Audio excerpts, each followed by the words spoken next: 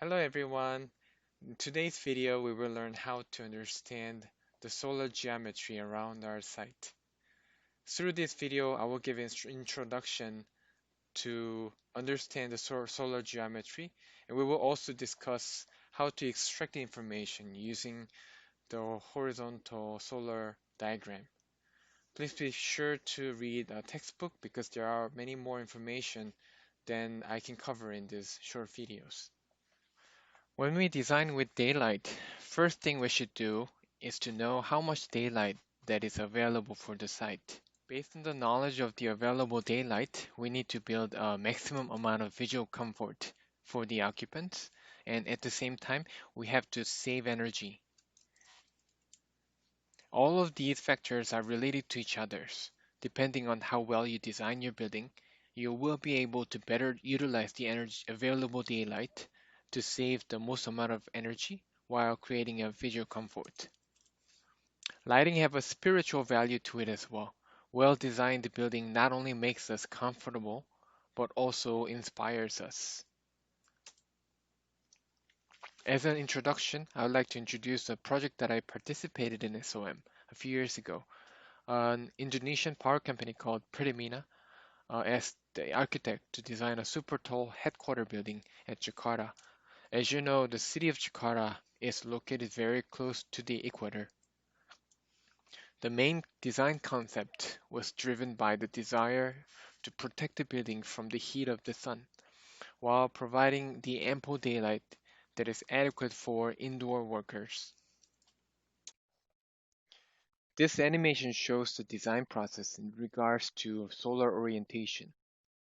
The annual solar altitude is pretty high throughout the year. The building in this location can easily be overheated. The architect wanted to maximize the usage of daylight and view for all of the office space. First, the tower massing was shaped to be optimized to maximize the daylight availability. East and west facade was separated and vertical fins were applied.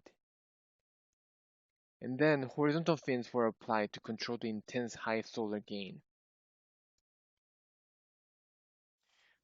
Due to the help of this facade design and the energy being generated on site, such as the wind power located at the top of the tower, the building is projected to save more than 35% of the energy while providing an optimal working spaces for the workers. From afar, the overall geometry of each fins disappeared to give an overall building shape, a smooth curvature, considering the structural integrity and minimizing the reaction to strong winds at the top. Right next to the tower, a mosque building was planned with a very different design agenda. Unlike the office tower, the interior of the mosque is dedicated for religious activities such as prayer and gathering. Therefore, required level of lighting is much less. The architect aimed to take advantage of this and aimed to achieve 100% daylit space inside the main gathering space. Achieving a spiritual atmosphere for the inspiration was also an important design factor that differentiated itself from the office tower design process.